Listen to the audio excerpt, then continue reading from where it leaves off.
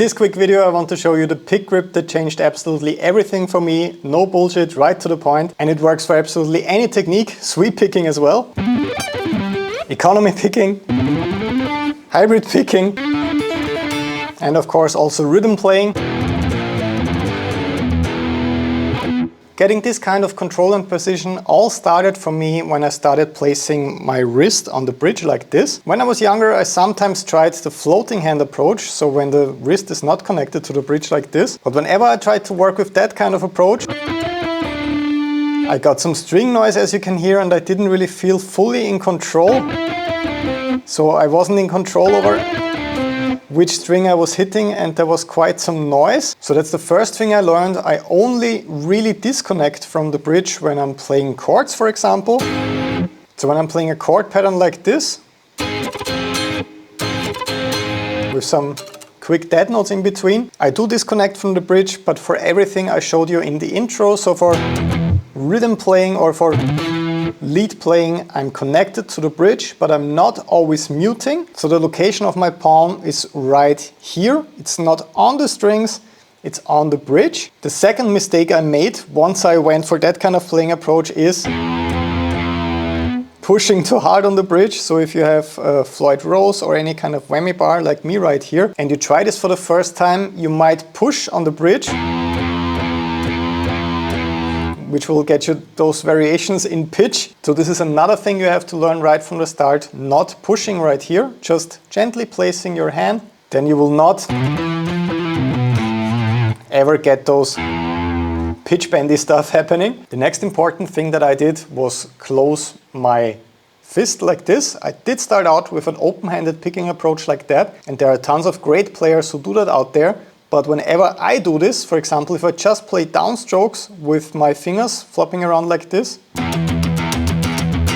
I feel like there's a lot of weight to my movement. So if you just do this right now, compared to closing your hand like this, I think you can tell what I'm talking about right away.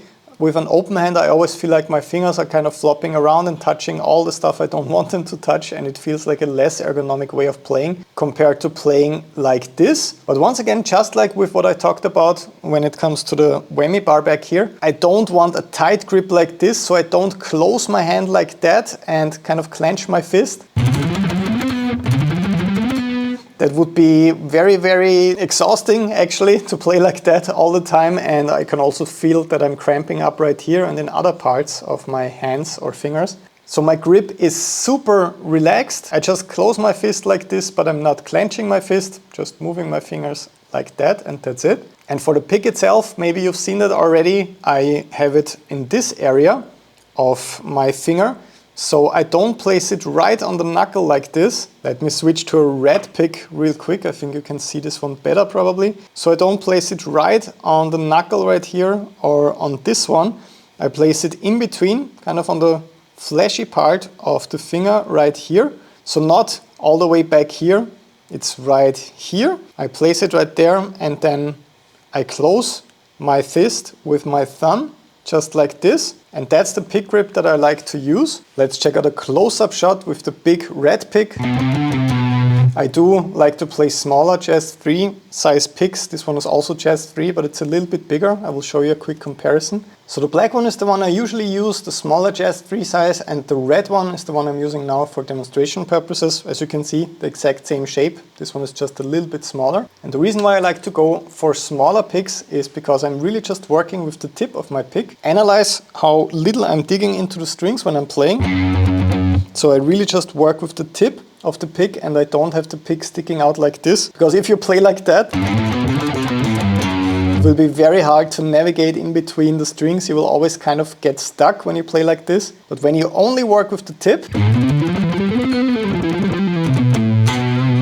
even though when I play with a pick that's a little bit bigger like this, I'm not getting stuck in between the strings. I have absolute freedom when it comes to my movements. So even when I have to skip a string like this, so when I'm playing a line on the D string and then just one note on the B string, my pick snaps into the right position automatically because I'm not getting stuck in between the strings like this, and I just feel perfectly in control and get clean results every single time.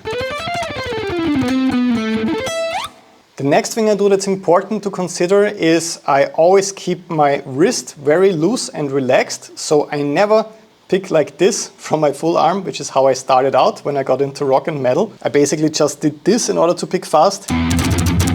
I was very aggressively, I would say, picking the strings in an uncontrolled way, just going as fast as I possibly could. But I quickly realized that this is not a movement that's easily controllable, and I can also not really speed it up. And even if I could, playing like this for an extended amount of time would mean I would run out of stamina quite quickly, because this is very exhausting. I know that this is a very suggestive movement. Think of picking and not of anything else when I do that, please. So I quickly realized I have to unlock my wrist and work with my wrist in order to stay relaxed and to keep the movements as small as possible. And what I did to accomplish that is, on one hand, working with dead note patterns where I was drumming across the strings. So I was just doing something like this, grouping groups of 2 and 3 together.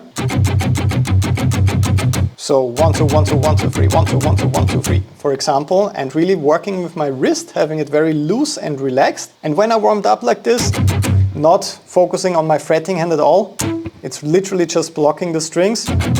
I could really focus on getting that wrist warmed up and activated. Then I moved into 2-note per string phrases or patterns where I would just pick a chord, like this E minor chord, and I was just picking every single note twice. That's one of my favorite warm-ups that I still do to this day, every time before I go on stage.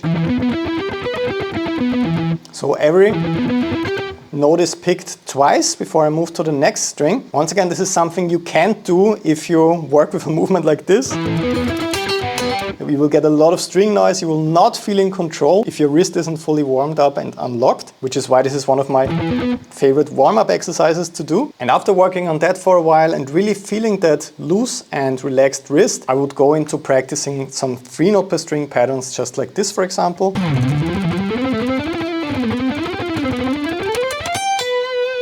Which further really helped with bringing both hands together, so with synchronizing the fast picking movement with a different note that my fretting hand was playing. So combining that kind of pick grip I just showed you step by step with a clean and relaxed fretting hand technique is what completely unlocked the guitar for me, and nowadays I can pretty much just do whatever I want whenever I pick up a guitar.